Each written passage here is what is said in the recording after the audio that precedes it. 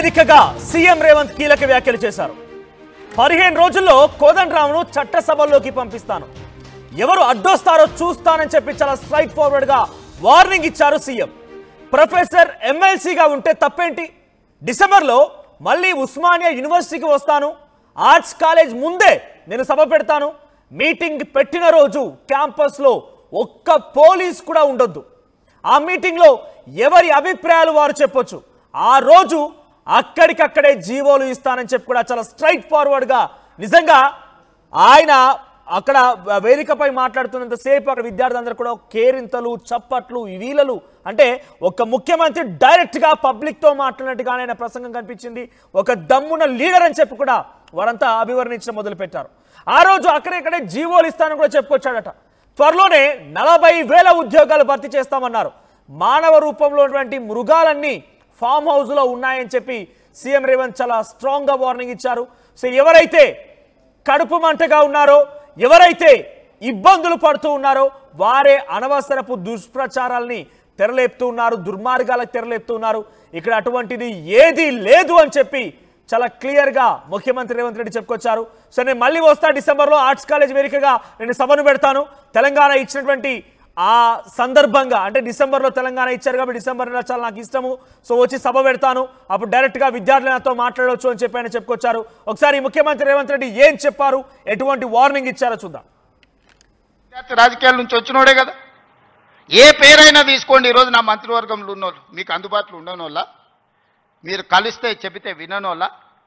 ఇవాళ ప్రొఫెసర్ కోదండరాం గారిని ఎమ్మెల్సీగా చేసినాం, ఎందుకు మీ సమస్యలు విని చట్టసభలలో ప్రస్తావిస్తాడని కుట్ర చేసి సుప్రీంకోర్టుకి వెళ్ళి కొట్టేపించారు. నేను మళ్ళీ చెప్తున్నా సార్, 15 రోజులు మళ్ళీ ఎమ్మెల్సీకి పంపుతాం, ఎవడడ్డం వస్తాడో చూద్దాం. ఎందుకంటే ప్రజాస్వామికంగా ప్రజల సమస్యల్ని ప్రస్తావించే వాళ్ళు చట్టసభలో ఉండాలనేది నా ఆలోచన. అలాంటి వాళ్ళను నువ్వు పంపించినప్పుడు వాళ్ళకు కూడా పదవి ఉండొద్దని సుప్రీంకోర్టు వరకు పోయి కోట్ల రూపాయలు పెట్టి పెద్ద పెద్ద న్యాయవాదులను తీసుకొచ్చి ప్రొఫెసర్ కోదండరాం సార్ని ఎమ్మెల్సీగా తొలగించారు. ఏం పైశాచికానందం ఇది, ఏం శునకానందం. సార్ ఒక్కడు ప్రొఫెసర్గా ఉంటే తప్ప, ప్రొఫెసర్ గారు ఎమ్మెల్సీగా ఉంటే తప్ప, మీ ఇంటిల్లి పాది మంత్రులు ఉండొచ్చు, ముఖ్యమంత్రి ఉండొచ్చు, ఎమ్మెల్సీలు ఉండొచ్చు, ఎంపీలు ఉండొచ్చు, అన్నీ మీ కుటుంబం ఉండొచ్చు. కానీ పొలిటికల్ చేసి చైర్పర్సన్గా పనిచేసిన కోదండరాం గారు ఒక ఎమ్మెల్సీ ఉంటే మీ దుఃఖమేందని అడుగుతున్నా. నా మీద తీటుందంటే నేను అర్థం చేసుకుంటా. ఆ సార్ ఏందే పాపం, ఇంటి తలుపులు వలగొట్టినా ఏమనలే సారు, నేనైతే చెంపలు వలగొడుతుంటే. ఆయనను కూడా ఉండొద్దు ఎమ్మెల్సీగా అంటే ఎట్లాంటి ఆలోచనలతో ఉన్నారో ఒకసారి ఆలోచన చేయండి. విద్యార్థి రాజకీయాల నుంచి వచ్చినోడే కదా, ఏ పేరైనా తీసుకోండి. ఈరోజు నా మంత్రివర్గంలో ఉన్నోళ్ళు, మీకు అందుబాటులో ఉండనోళ్ళ, మీరు కలిస్తే చెబితే విననోళ్ళ. ఇవాళ ప్రొఫెసర్ కోదండరాం గారిని ఎమ్మెల్సీగా చేసినాం, ఎందుకు మీ సమస్యలు విని చట్టసభలలో ప్రస్తావిస్తాడని కుట్ర చేసి సుప్రీంకోర్టుకి వెళ్ళి కొట్టేపించారు. నేను మళ్ళీ చెప్తున్నా సార్, 15 రోజులు మళ్ళీ ఎమ్మెల్సీకి పంపుతాం, ఎవడడ్డం వస్తాడో చూద్దాం. ఎందుకంటే ప్రజాస్వామికంగా ప్రజల సమస్యల్ని ప్రస్తావించే వాళ్ళు చట్టసభలో ఉండాలనేది నా ఆలోచన. అలాంటి వాళ్ళను నువ్వు పంపించినప్పుడు వాళ్ళకు కూడా పదవి ఉండొద్దని సుప్రీంకోర్టు వరకు పోయి కోట్ల రూపాయలు పెట్టి పెద్ద పెద్ద న్యాయవాదులను తీసుకొచ్చి ప్రొఫెసర్ కోదండరాం సార్ని ఎమ్మెల్సీగా తొలగించారు. ఏం పైశాచికానందం ఇది, ఏం శునకానందం. సార్ ఒక్కడు ప్రొఫెసర్గా ఉంటే తప్ప, ప్రొఫెసర్ గారు ఎమ్మెల్సీగా ఉంటే తప్ప, మీ ఇంటిల్లి పాది మంత్రులు ఉండొచ్చు, ముఖ్యమంత్రి ఉండొచ్చు, ఎమ్మెల్సీలు ఉండొచ్చు, ఎంపీలు ఉండొచ్చు, అన్నీ మీ కుటుంబం ఉండొచ్చు. కానీ పొలిటికల్ చేసి చైర్పర్సన్గా పనిచేసిన కోదండరాం గారు ఒక ఎమ్మెల్సీ ఉంటే మీ దుఃఖమేందని అడుగుతున్నా. నా మీద తీటుందంటే నేను అర్థం చేసుకుంటా. ఆ సార్ ఏందే పాపం, ఇంటి తలుపులు వలగొట్టినా ఏమనలే సారు, నేనైతే చెంపలు వలగొడుతుంటే. ఆయనను కూడా ఉండొద్దు ఎమ్మెల్సీగా అంటే ఎట్లాంటి ఆలోచనలతో ఉన్నారో ఒకసారి ఆలోచన చేయండి. అంటే ఒక ప్రొఫెసర్ ఎమ్మెల్సీగా అయితే తప్పేంటి, తెలంగాణ జాయింట్ యాక్షన్ కమిటీ పెట్టినటువంటి ఆ పెద్ద ఆయనని ఎమ్మెల్సీగా చేసి గౌరవిస్తే కోట్ల రూపాయలు పెట్టి సుప్రీంకోర్టు వరకు వెళ్ళి ఆయన ఎమ్మెల్సీ పని పక్కన పెడతారా? 15 రోజుల్లో మళ్ళీ చట్టసభలోకి పంపిస్తానని చెప్పి చాలా స్ట్రైట్ గా వార్నింగ్ ఇస్తూ మరి చెప్పారు ముఖ్యమంత్రి. మరోవైపుగా నా మంత్రివర్గంలో వారందరూ కూడా విద్యార్థి దశ నుంచి వచ్చినటువంటి వారే, వాళ్ళంతా విద్యార్థి నాయకులుగా ఎదిగిన వారే. మీకు ఎవరిని అందుబాటులో లేరా? మీతో మాట్లాడతలేరా? మీరు కలవంగా వద్దన్నారా? మీ మాట వింటలేరా? మాట్లాడండి. మళ్ళీ డిసెంబర్లో వస్తా, ఇక్కడే సభ పెడతా, ఆర్ట్స్ కాలేజ్ వేదికగా సభ పెట్టి మళ్ళీ మీ అందరితో మాట్లాడతాం, అభిప్రాయాలు తెలుసుకుంటా, అక్కడికక్కడే వెంటనే జీవోలు కూడా పాస్ చేస్తానని చెప్పి ముఖ్యమంత్రి చెప్పుకొచ్చారు. మీ ఇంట్లో వాళ్ళు ఎవరైతే ఉన్నారో వాళ్ళంతా ఎమ్మెల్యేలుగా, ఎమ్మెల్సీలుగా, ఎంపీలుగా, మంత్రులుగా, ముఖ్యమంత్రులుగా ఒకే కుటుంబం నుంచి ఇంతమంది ఉండొచ్చు. కానీ ఒక బక్కపలసన ఆయన చదువుకున్న విద్యావంతుడు, మేధావి ఎమ్మెల్సీగా ఉంటే తప్పేంటి అంటూ కూడా కోదండరాంని ఉద్దేశించి ముఖ్యమంత్రి రేవంత్ రెడ్డి మాట్లాడుకొచ్చారు. ఒక రకంగా కోదండరాంని ఆకాశానికి ఎత్తేసారని చెప్పాలి. సో ప్రస్తుతానికి ముఖ్యమంత్రి రేవంత్ రెడ్డి మాట్లాడిన మాటలు పెద్ద ఎత్తున అటు ఉస్మానియా విద్యార్థి వర్గాల్లో కూడా పెద్ద ఎత్తున చర్చనీయాంశంగా మారాయి. కొంత సంతోషంగా కూడా ఉన్నారు. At the same time Kodandaram ఎమ్మెల్సీకి ఎటువంటి డోకా లేదు అని చెప్పి కూడా అదే ఉస్మానియా వేదికగా రేవంత్ రెడ్డి చెప్పుకొచ్చారు. మా ప్రతినిధి మధు సిద్ధంగా ఉన్నారు ఫోన్ లైన్ లో. ఎస్ మధు, ముఖ్యమంత్రి రేవంత్ రెడ్డి మాటలు ఇలా చూడాలి, చాలా స్ట్రైట్ ఫార్వర్డ్ గా వార్నింగ్ ఇస్తూ డంకా బజాయిని చెప్పుకొచ్చారు. ఆయన ఎలా చూడాలి మాటల్ని? మళ్ళీ డిసెంబర్ లో మళ్ళీ ఉస్మానియా యూనివర్సిటీకి వస్తానన్నారు. వస్తున్న సందర్భంలోనే ఇదే యూనివర్సిటీలో ప్రొఫెసర్ గా పనిచేసినటువంటి కోదండరాంకి ఎమ్మెల్సీ ఇస్తే ఆయన ఎమ్మెల్సీ కోర్టు వరకు వెళ్ళి రద్దు చేయించే ప్రయత్నం చేశారు. కోట్ల రూపాయల ఖర్చు పెట్టారు. ఖర్చు చేసి ఎమ్మెల్సీ ఉండకుండా పక్కకు తప్పించే ప్రయత్నం చేశారు. 15 రోజుల్లోనే మళ్ళీ కోదండరాంను చట్టసభలకు పంపుతాం, మళ్ళీ అప్పుడు ఎవరడ్డు వస్తారో చూస్తానంటూ స్టేట్మెంట్ చేశారు. అయితే కోదండరాంకు సంబంధించినటువంటి అంశంలో గతంలో అసలు ఏం జరిగింది అనేటువంటి ఒకసారి డీటెయిల్స్ లోకి వెళ్తే, బీఆర్ఎస్ అధికారంలో ఉన్నప్పుడు బీఆర్ఎస్ సంబంధించినటువంటి ప్రభుత్వం అప్పుడు ఇద్దరిని నామినేట్ చేసింది. దాంట్లో దాసోజు శ్రవణ్ ఒకరు. వీళ్ళను నామినేట్ చేస్తే కొన్ని కారణాలతో గవర్నర్ ఈ ఫైల్ రిజెక్ట్ చేశారు. రిజెక్ట్ చేయడంతో వీరి ఎన్నిక అప్పుడు కాలేదు. సో దాంతో వీళ్ళు కోర్టును ఆశ్రయించారు. గవర్నర్ తప్పుడు నిర్ణయం తీసుకున్నారనేటువంటిది. సో తర్వాత కాంగ్రెస్ అధికారంలోకి వచ్చింది. కాంగ్రెస్ అదే ప్లేస్ లో కోదండరాంని, అమీర్ అలీ ఖాన్ ని నామినేట్ చేశారు. సో వాళ్ళు ఎమ్మెల్సీలుగా అయిన తర్వాత దానిపైన న్యాయ పోరాటం కోసం ఢిల్లీకి వెళ్లి వారిని అనర్హత వేటు పడింది. వాళ్ళిద్దరిని ఎమ్మెల్సీగా తొలగిస్తూ నిర్ణయం తీసుకున్నటువంటి సిచ్యువేషన్.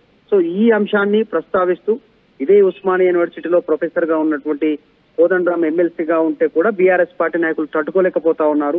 ఆయన ఉద్యోగాన్ని తొలగించారు, ఎమ్మెల్సీ పదవిని తొలగించినటువంటి పరిస్థితి అనేటువంటి స్టేట్మెంట్ చేశారు. సో త్వరలోనే ఒక ప్రొఫెసర్ ని మళ్ళీ ఆ ప్రొఫెసర్ ని ఎమ్మెల్సీగా నియమించుకున్నాం, చట్టసభలోకి పంపుతామంటూ స్టేట్మెంట్ చేశారు ముఖ్యమంత్రి. మొత్తం త్వరలోనే ఒక 40,000 ఉద్యోగాలు భర్తీ చేయబోతా ఉన్నాం. అప్పుడు డిసెంబర్ లో మళ్ళీ నేనే ఉస్మానియా యూనివర్సిటీకి వస్తాను, ఒక్క పోలీసు కూడా లేకుండా నేనే వస్తాను. నన్ను ఎవరైతే అడ్డుకుంటామంటున్నారో, నాకు వ్యతిరేకంగా ఎవరైతే మాట్లాడుతున్నారో వారందరితో నేనే మాట్లాడతాను, వారందరితో అడిగినటువంటి క్వశ్చన్స్ కి నేనే సమాధానం చెప్తానంటూ స్టేట్మెంట్ చేశారు.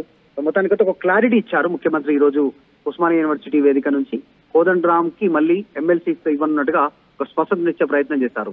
మనోజ్ రైట్, అంటే డైరెక్ట్ గా ఆయన మళ్ళీ వస్తాను, మా ఎమ్మెల్యేలు సిద్ధంగా ఉన్నారు, లేకపోతే మంత్రులు సిద్ధంగా ఉన్నారు, మీరు మాట్లాడే మాటల్ని మేము వింటాము, డిసెంబర్లో మళ్ళీ వచ్చి ఇక్కడ వేదికను పెట్టి అక్కడ స్పాట్ లోనే జీవోలు కూడా విడుదల చేస్తానని చెప్పుకొచ్చారు. అంటే ఆయన ఏం చేయబోతున్నారు అనుకోవాలి? ఉస్మానియా విద్యార్థులతో మరింతగా మమేకం కాబోతున్నారు. ఉస్మానియా విద్యార్థుల్ని ప్రభుత్వంలో ఒక రకంగా సలహాలు సూచనలు ఇచ్చేటువంటి వేదికగా ఆయన మార్చుకోబోతున్నారు అనుకోవాలా?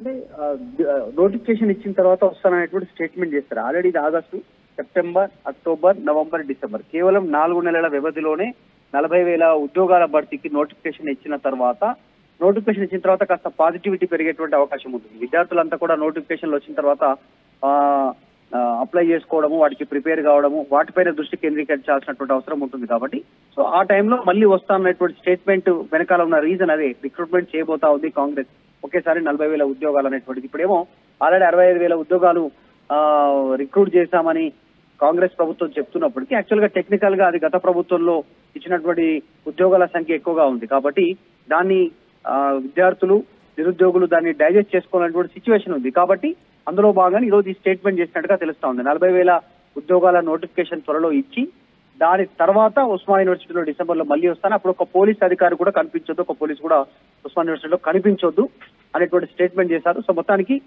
ఒక క్లారిటీ ఇచ్చారు. 40,000 నోటిఫికేషన్లు, కోదండరామ్ కి మళ్ళీ ఎమ్మెల్సీ అనేటువంటి స్టేట్మెంట్ చేస్తూ ఈ రకమైనటువంటి నిర్ణయం ప్రకటించారు. అయితే కొత్త ఘాటైన విమర్శలు కూడా చేశారు ఉస్మానియా యూనివర్సిటీ. నెక్స్ట్ బీఆర్ఎస్ అధికారంలోకి వస్తే ఉస్మానియా యూనివర్సిటీ కూడా ఉండదు, ప్లాట్లు చేసి అమ్ముకుంటారు, పేద విద్యార్థులు, నిరుద్యోగులు చదువుకోవడం, వాళ్ళు ఉద్యోగాలు చేయడం బీఆర్ఎస్ పార్టీ నాయకులకు ఇష్టం ఉండదు అనేటువంటి స్టేట్మెంట్ కూడా చేశారు. మానవ రూపంలో ఉన్నటువంటి మృగాలన్నీ ఫామ్ హౌస్ లో ఉన్నాయంటూ కూడా మళ్ళీ కేసీఆర్ టార్గెట్ గా సార్ మరొకసారి రేవంత్ రెడ్డి ఉస్మానియా వేదికగా చెప్పే ప్రయత్నం చేశారు. Right, thank you Madhu. So మొత్తం మీద ఓయూ వేదికగా సంచలన ప్రకటన చేశారు ముఖ్యమంత్రి రేవంత్ రెడ్డి. చాలా స్ట్రైట్ ఫార్వర్డ్ వార్నింగ్ కూడా ఇచ్చారు ఆయన. విద్యార్థులను ఉద్దేశించి మళ్ళీ వస్తాను, మళ్ళీ కలుస్తాను, మీతో మాట్లాడుతూ అభిప్రాయాలు తీసుకుంటా, జీవో ఇస్తానని చెప్పుకొచ్చారు ఆయన. ఒకసారి ఓయూ విద్యార్థులను ఉద్దేశించి, ఆ తర్వాత కోదండరాం ఉద్దేశించి ముఖ్యమంత్రి రేవంత్ రెడ్డి ఏం మాట్లాడారో చూద్దాం. అందుకే మిత్రులారా, ఏమైనా అంచనా వేసుకోండి, ఏమేం కావాలనో నాకు చెప్పండి, మళ్ళీ నేను వస్తా. ఠాగూర్ ఆడిటోరియం కాదు, ఠాగూర్ ఆడిటోరియం కాదు, మా వీసీ గారికి, మా పోలీస్ సిబ్బందికి చెప్తున్నా, ఆ ఎల్ల నేను వచ్చిన రోజు క్యాంపస్ లోపల ఒక్క పోలీసు కూడా పెట్టకండి. ఏ విద్యార్థులు ఏ నిరసన అయినా తెలపనియండి, నిరసన తెలిపే స్వేచ్ఛ కూడా వాళ్ళకి ఇద్దాం. ఆర్ట్స్ కాలేజ్ ముందు మీటింగ్ పెడతా, మీకు కావలసిన 100 కోట్ల నిధులు ఇస్తా. మళ్ళీ మీటింగ్ ఆర్ట్స్ కాలేజ్ దగ్గరనే, అక్కడ ఇక్కడ కాదు. ఆర్ట్స్ కాలేజ్కి వచ్చిన రోజు డీజీపీ గారికి, సిటీ కమిషనర్ గారికి నేను ఆదేశాలు ఇస్తున్నా, ఒక్క పోలీసు కూడా క్యాంపస్ లోపల ఉండొద్దు, నేను వస్తా. ఎవరు వీళ్ళు? మా తమ్ముళ్ళు, మా చెల్లెళ్ళు తండాలలో, గూడాలలో, మారుమూల పల్లెల్లో పేదరికం రుచి చూసి అభివృద్ధి జరగాలి, డాక్టర్లు, లాయర్లు, ఇంజనీర్లు కావాలి, ఐఏఎస్లు, ఐపీఎస్లు, ఐఎఫ్ఎస్లు అయి ఈ దేశ నిర్మాణంలో భాగస్వాములు కావాలని ఇక్కడికి వచ్చిన వాళ్ళను ఆనాడు ఉన్నాయన గొర్రెలు, బర్రెలు, చేపలు పెంచుకోండి అంటే ఈ రోజు డాక్టర్లు, లాయర్లు, ఇంజనీర్లు కాండి, ఐఏఎస్లు, ఐపీఎస్లు కాండి అని నేనంటున్నా. నేను రావద్దా? ఎందుకు రావద్దు? గొర్రెలు, బర్రెలు, చేపలు పెంచుకునేటోనికి నేను రావద్దని కోరుకుండొచ్చు, కానీ డాక్టర్లు, లాయర్లు, ఇంజనీర్లు, ఐఏఎస్లు, ఐపీఎస్లు అయ్యే విద్యార్థులకు నేను రావద్దని నన్ను అడ్డుకోవాలన్న ఆలోచన ఎందుకు ఉంటుంది? ఒకవేళ అడ్డుకుంటే వాళ్ళు వేసే యక్ష ప్రశ్నలకు సమాధానం చెప్పే చిత్తశుద్ధి నాకుంది. తెలివి ఉందా లేదా పక్కన పెడితే నాకు చిత్తశుద్ధి ఉంది. నా చిత్తశుద్ధిని ఎవరు ప్రశ్నించలేరు, ఎవరు శంకించలేరు. అందుకే మీరు అంచనాలు పెంచండి, అంచనాలు వెయ్యండి, అన్ని వివరాలు సేకరించండి. డిసెంబర్ మాసం మనకు అత్యంత కీలకమైన మాసం. Miracle month is December. Christmas ని మిరకల్ మంత్ అంటారు, అద్భుతాలు జరిగే నెల అంటారు. డిసెంబర్ 9, 2009కి చరిత్ర పుటలలో ఒక గొప్ప పేజీ ఉన్నది. మొట్టమొదటి తెలంగాణ రాష్ట్ర ప్రకటన డిసెంబర్ 9, 2009 నాడు జరిగింది. అందుకే డిసెంబర్ నెల అంటే నాకు అత్యంత ఇష్టం. విద్యార్థి రాజకీయాల నుంచి వచ్చినోడే కదా. ఏ పేరైనా తీసుకోండి, ఈరోజు నా మంత్రివర్గంలో ఉన్నోళ్ళు, మీకు అందుబాటులో ఉండనోళ్ళ, మీరు కలిస్తే చెబితే విననోళ్ళ. ఇవాళ ప్రొఫెసర్ కోదండరాం గారిని ఎమ్మెల్సీగా చేసినాం, ఎందుకు? మీ సమస్యలు విని చట్టసభలలో ప్రస్తావిస్తాడని. కుట్ర చేసి సుప్రీంకోర్టుకి వెళ్ళి కొట్టేపించారు. నేను మళ్ళీ చెప్తున్నా, సార్ను 15 రోజులలో మళ్ళీ ఎమ్మెల్సీకి పంపుతాం. ఎవడంటే వస్తాడో చూద్దాం. ఎందుకంటే ప్రజాస్వామికంగా ప్రజల సమస్యల్ని ప్రస్తావించే వాళ్ళు చట్టసభలో ఉండాలనేది నా ఆలోచన. అలాంటి వాళ్ళని నువ్వు పంపించినప్పుడు వాళ్ళకు కూడా పదవి ఉండొద్దని సుప్రీంకోర్టు వరకు పోయి కోట్ల రూపాయలు పెట్టి పెద్ద పెద్ద న్యాయవాదులను తీసుకొచ్చి ప్రొఫెసర్ కోదండరాం సార్ని ఎమ్మెల్సీగా తొలగించారు.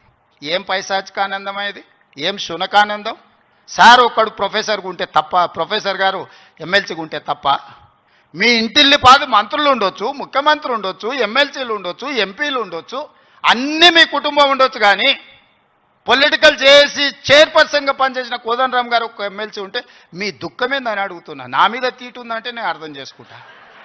ఆ సార్ ఏందే పాపం, ఇంటి తలుపులు వలగొట్టినా ఏమనలే సారు, నేనైతే చెంపలు వలగొడుతుంటే.